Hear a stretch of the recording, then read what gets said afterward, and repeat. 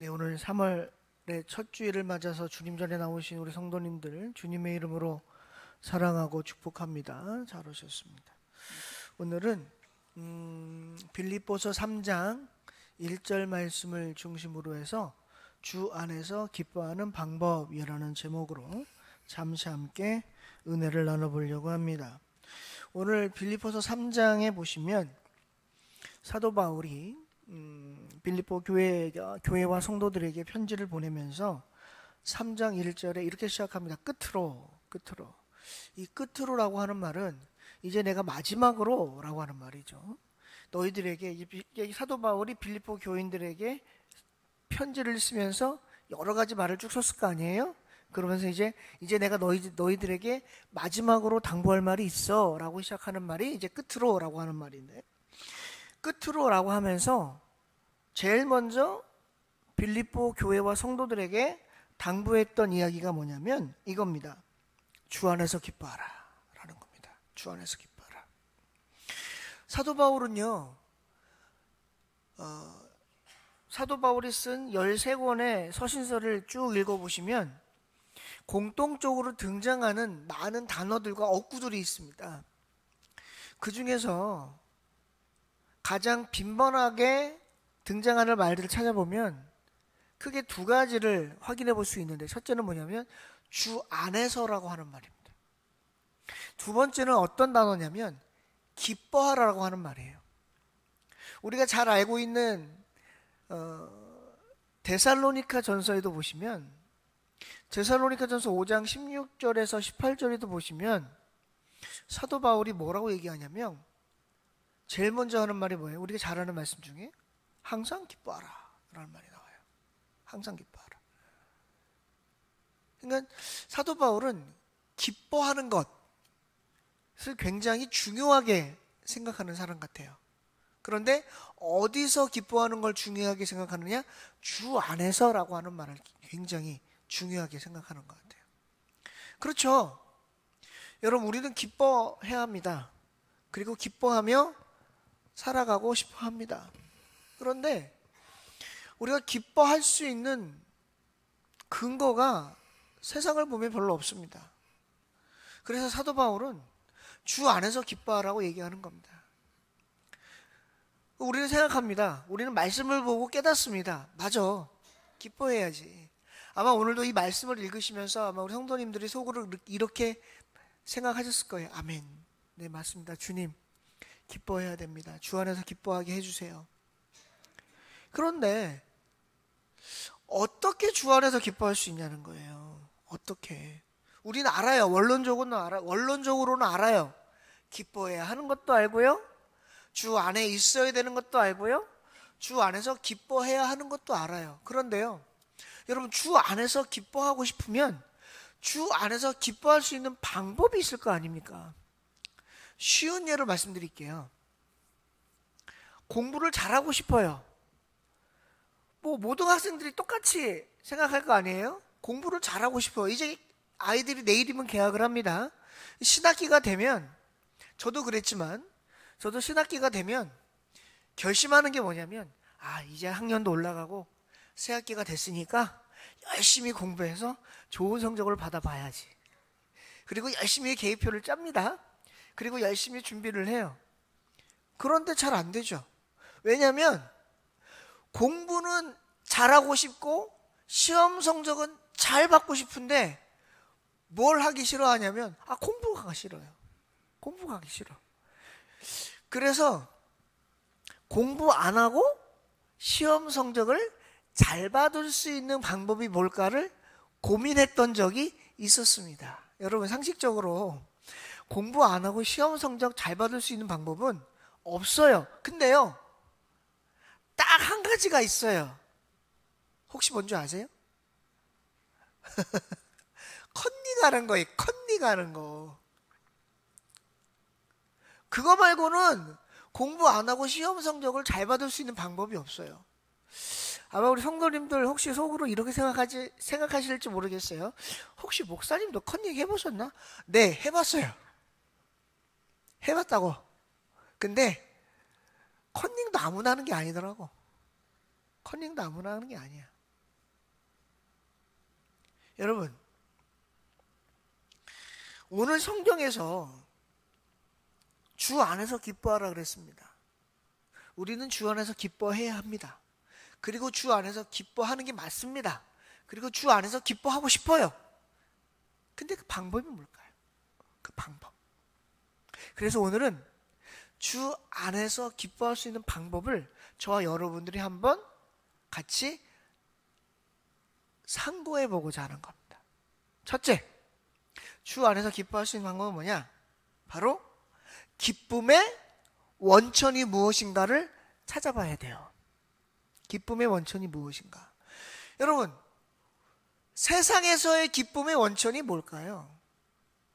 제가 세상 사람들이 뭘 가지고 기뻐할까? 뭐를 제일 좋아할까? 뭐 좋아할까? 무엇 때문에 사람들이 무엇을 위해서 살아갈까를 고민을 해봤더니 한 가지밖에 없어요. 뭐냐면 뭐니 해도 뭐니요. 돈을 위해서 살더라 말이에요. 돈을 위해서 살아요. 돈을 위해서 살고 돈이 많아야 사람들이 기뻐하더라 그 말이에요. 그런데 우리는 물질로 기뻐할 수 있는 그러한 시기는 지나갔다고 생각해요. 이제 우리는 물질 때문에 기뻐할 것이 아니라 정말 우리를 기뻐하게 할 수 있는, 우리가 기뻐할 수 있는 그 원천이 무언가를 찾아갈 수 있어야 돼요. 여러분, 우리의 기쁨의 원천이 뭘까요? 그것은 다른 게 아니라 바로 우리의 하나님 아버지인 줄로 믿습니다. 우리가 교회 나온 이유가 뭐예요? 우리가 예배 드리는 이유가 뭐예요? 누구에게 예배 드리는 거예요? 하나님께 예배 드리는 거예요. 제가 늘 말씀드리지만 아마 우리 성도님들 이제 귀에 딱지가 앉았을 거예요. 제가 탁 말씀드리면 아, 목사님 뭘 얘기하시는지, 뭘 말씀하시려는구나 하고 다 아실 거예요. 웨스트민스터 소요리 문답. 제1문. 사람의 제1대 목적이 뭐냐? 우리는 다 알아요. 하나님을 영화롭게 하는 것, 그를 영원토록 즐거워하는 것. 여러분, 영화롭게 하고 즐거워한다는 건요, 같은 뜻이에요. 하나님께 영광을 돌린다는 거예요. 하나님께 영광을 돌리니 누가 기뻐할까요? 하나님이 즐거워하시고 하나님이 기뻐하세요. 그런데요, 하나님만 기뻐하는 게 아니라는 거예요. 누구도 기뻐하느냐? 나도 기뻐한다는 거예요. 말씀에 하나님을 영화롭게 하고 그를 영원토록 즐거워한다? 그를 영원토록 즐거워한다는 건 하나님께 즐거움을 드린다라고 하는 의미도 있지만 하나님이 즐거우시니 나도 즐겁습니다 라고 하는 의미가 그 안에 포함되어 있는 거예요. 결국 우리가 하나님 앞에 예배를 드리는 건 하나님께 영광 돌리려고 그러는 거예요. 하나님을 기쁘시게 하려는 거예요. 그런데 하나님을 기쁘시게 하면 그 기쁨 안에서 누구도 기뻐하는 의미를 찾을 수 있느냐? 저와 여러분도 기쁨의 의미를 찾을 수 있음을 기억하셨으면 좋겠어요. 예배라고 하는 거는요, 일방적으로 하나님께 드리는 거지만 여러분 그거 아세요? 우리가 하나님께 드리잖아요. 예배를 올려드리잖아요. 그러면 그 예배를 통해서 우리도 받는 게 있어요. 뭘 받아요? 은혜를 받아요. 뭘 받아요? 위로를 받아요. 뭘 받아요? 평안을 받아요. 뭘 받아요? 그 안에서 격려를 받고요. 또 그 안에서 뭘 받아요? 세상에서 살아갈 수 있는 영적인 힘을 우리가 받는 줄로 믿습니다. 그래서 기뻐하는 거예요, 우리가 그래서 기뻐하는 거예요. 여러분, 시편 16편 11절에 보니까 뭐라고 얘기를 하냐면 이렇게 얘기를 해요. 주께서 생명의 길을 내게 보이시리니 주의 앞에는 충만한 기쁨이 있고 주의 오른쪽에는 영원한 즐거움이 있습니다. 이렇게 얘기를 했더라고요. 그러니까 시편 기자가 뭐예요? 주께서 생명의 길을 내게 보이셨다는 거예요. 여러분, 생명의 길을 우리가 보이려면, 우리가 생명의 길을 보려면, 바꿔 얘기하면 생명의 길을 보기 위해선 그 생명의 길이 있는 곳으로 가야 돼요. 그 생명의 길은 어디 있냐면 주님 앞에 있다는 거예요. 주님 앞에 가야 생명의 길이 보인다는 거예요. 성경은 얘기합니다. 길이 두 갈래가 있어요. 사망의 길, 생명의 길, 복의 길, 저주의 길, 천국의 길, 지옥의 길. 자, 우리는 어느 길로 가야 할 줄을 알아요. 그러면 영생의 길, 복의 길, 구원의 길, 천국의 길, 생명의 길을 가려면 그 길로 인도하시는 이가 있을 거 아니에요. 그게 바로 누구라는 거예요? 하나님이라는 거예요. 예수님이요, 요한복음에 이렇게 말씀하셨더라고요. 우리 다 아는 말씀이에요.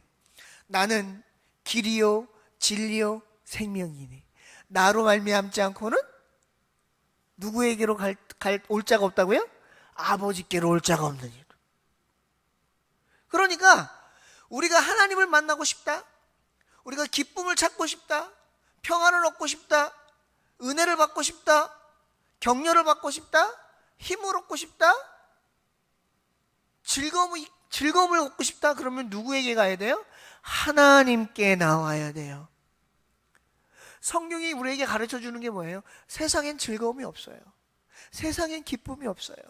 세상엔 행복이 없어요. 그러나 하나님께는 즐거움이 있어요.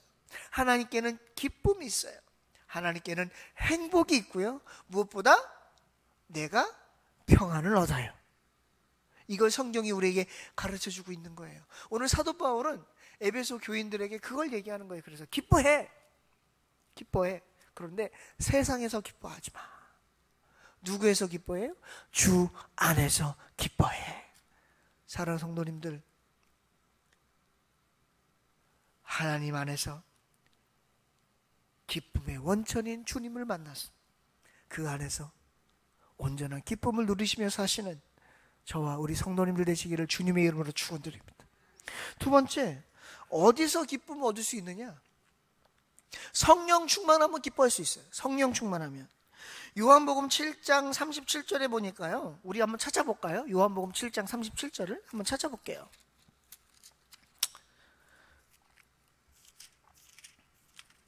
요한복음 7장 37절 말씀 한번 볼게요. 요한복음 7장 37절에 보니까 뭐라고 말씀하고 있냐면 이렇게 얘기하시더라고. 누구든지 목마르거든 내게로 와서 마셔라. 38절.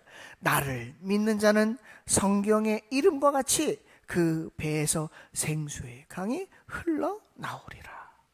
사랑하는 성도 여러분, 생수의 강이 뭘까요? 생수의 강. 생수의 강은 다른 말로 하면 성령을 얘기하는 거예요. 성령. 예수님께서 사도행전 1장에 500여 성도가 보는 앞에서 하늘로 승천하시면서 그 500여 성도들에게 약속하신 게 뭐예요? 내가 너희들에게 성령을 보내줄 거니까 성령 오기를 위해서 기도하는 거였어요. 그렇죠? 그 성령을 위하여 성령이 임하기를 기도했던 사람은요, 500명 가운데 마가의 다락방에는 120명밖에 안 모여 있었어요. 저는 늘 궁금해요. 도대체 380명은 왜 안 갔을까? 분명히 성경에는요 500명의 성도들이라고 했어요. 사람들이 아니라. 성도라고 하는 건 예수님을 믿는 자들이란 뜻이잖아요. 하나님의 백성이라는 뜻이잖아요. 500여 성도가 예수님이 하늘로 승천하는 걸 봤을 텐데, 그리고 그 예수님의 말씀을 들었을 텐데 왜 120명만 성령이 오기를 위해서 기도했을까? 저는 단순한 이유라고 봐요. 뭐냐면 나머지 380명은 성령이 오기를 바라지 않았거나, 아니면 성령에 대한 기대가 아예 없거나, 아니면 성령이 오신다고 하는 말을 믿지 않았던 거예요.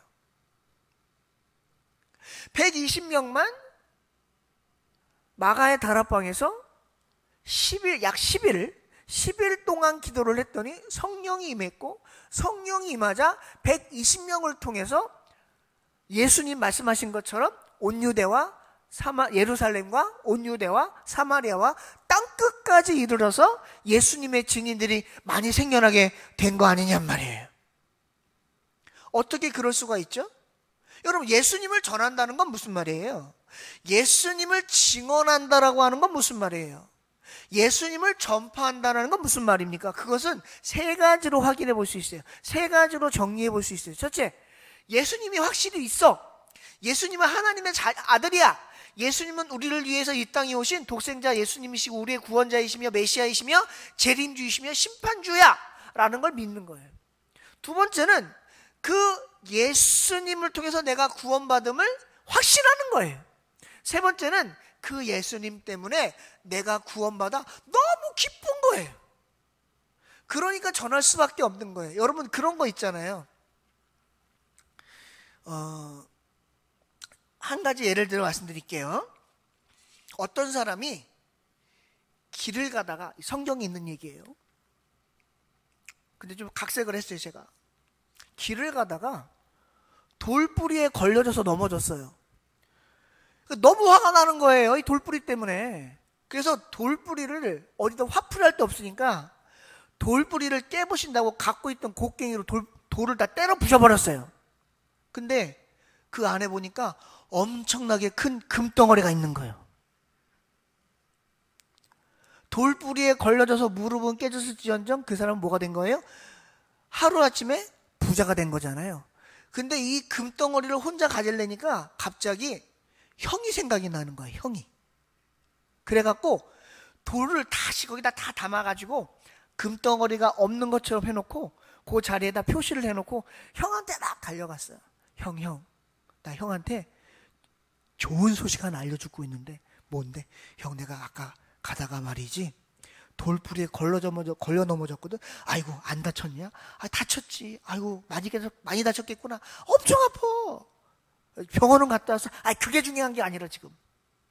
그래서 내가 돌을 다 깨봤거든. 근데 그 안에 형 있잖아, 엄청나게 큰 금덩어리가 있어. 그래서 내가 형한테 알려주려고 지금 달려왔어. 자, 이제 형의 입장에서 볼게요. 형은 동생 두 가지 길밖에 없어요. 동생의 말을 믿든지 안 믿든지. 평소에 동생이 형한테 신임을 얻었으면 동생의 말을 믿겠죠. 평소에 동생이 형에게 신임을 못 얻었으면 동생의 말을 안 믿겠죠. 근데 형의 동생의 말을 믿었다면 형은 어떻게 됐을까요? 부자가 됐겠죠. 우리가 예수님을 전하는 건 왜 그래요? 예수님이 진짜니까 전하는 거예요? 가짜인데도 전하는 거예요? 진짜니까 전하는 거예요.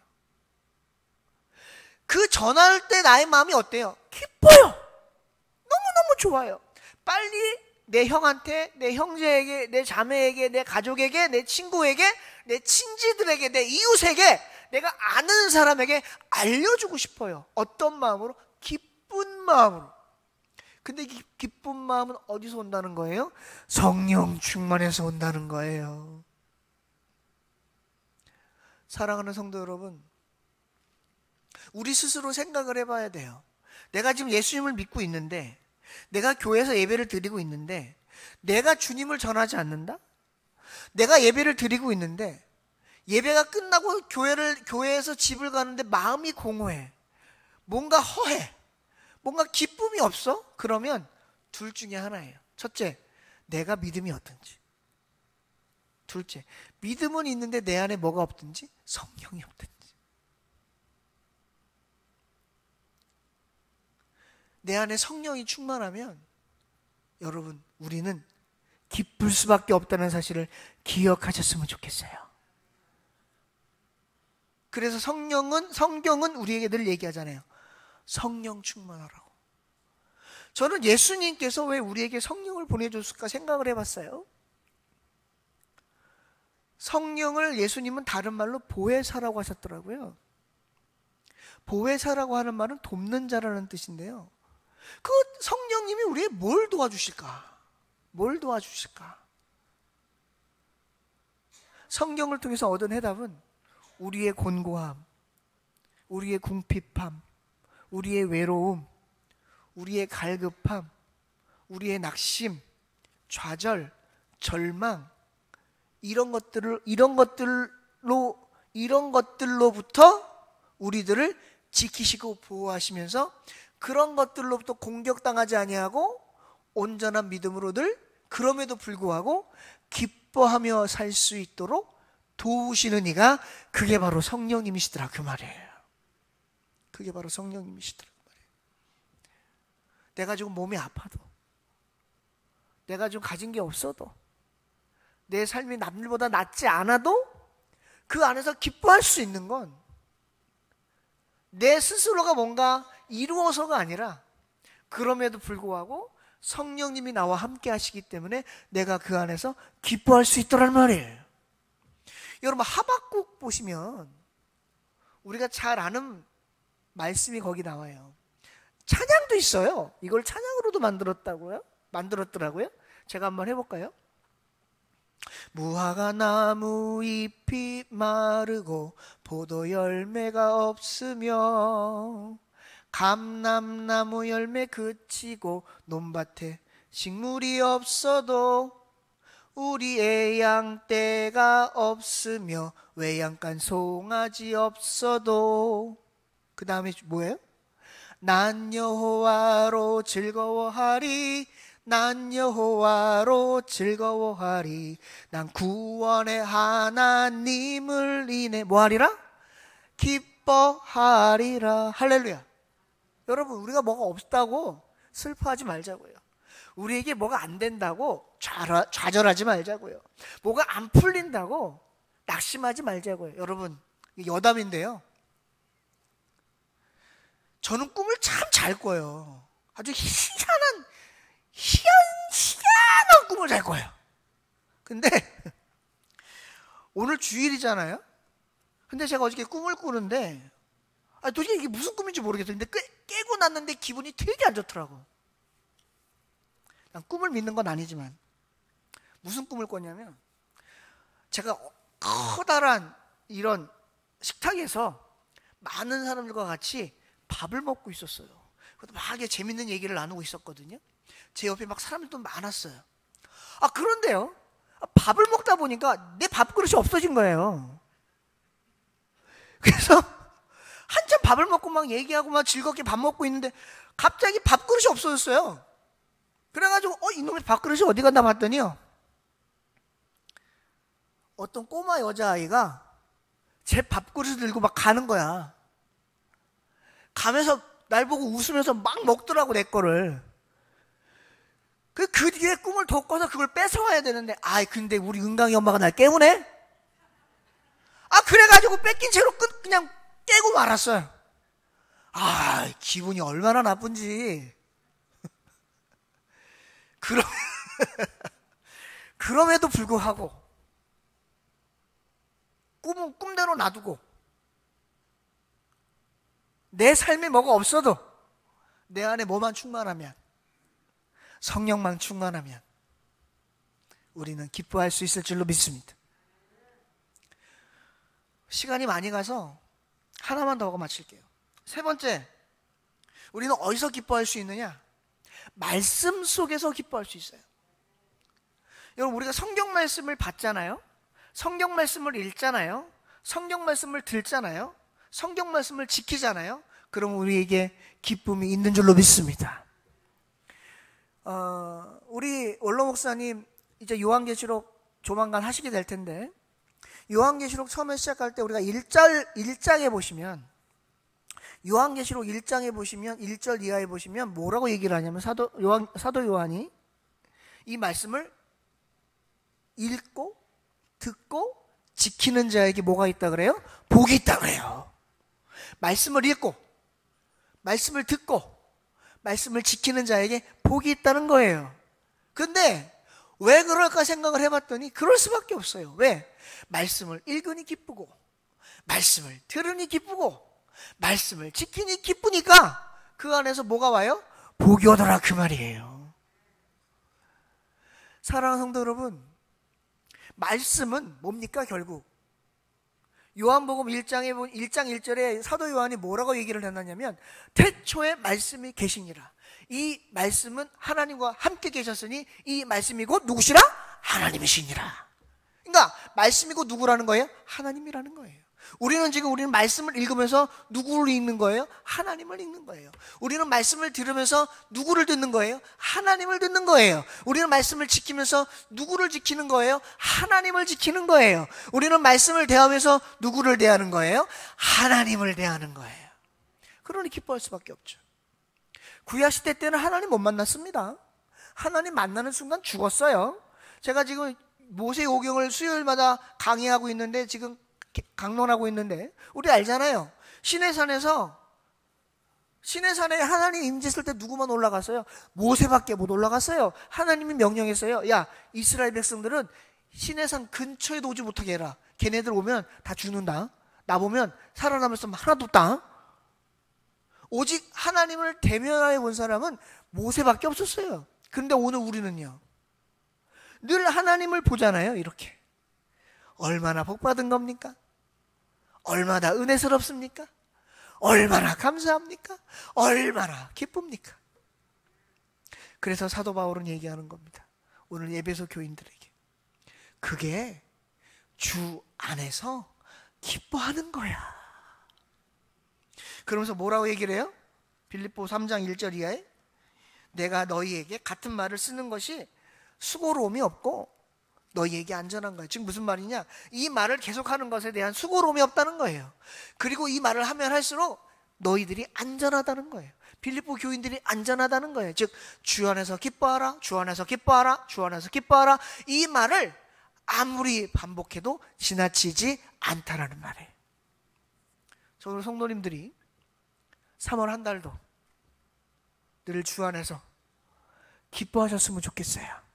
비록 세상에서 기뻐할 일이 없어도 주 안에서 기뻐하셔서 주 안에서 하나님 만나시고 오늘 들은 말씀처럼 기쁨의 근원이신 하나님을 바라보고 성령 충만하여 말씀 속에서 기쁨을 찾아 3월 한 달도 낙심과 좌절과 절망과 고통과 아픔과 수고로움이 우리들에게 올지라 하더라도 그 안에서 주 안에서 믿음으로 기뻐하며 살아가시는 저와 오늘 나오신 성도님들 되시기를 주님의 이름으로 축원드립니다.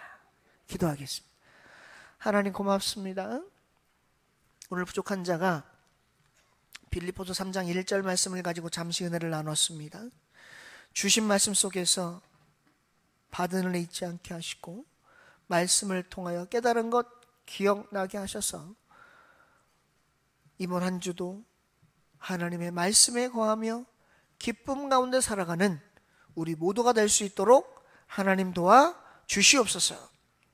부족한 자 말씀 전할 때 혹 잘못 전한 말씀 있으면 용서하여 주시고 우리들의 기억 속엔 하나님의 온전한 말씀만 기억될 수 있도록 도와주시기를 원하며 감사드리고 예수님의 이름으로 간절히 기도드리옵나이다. 아멘.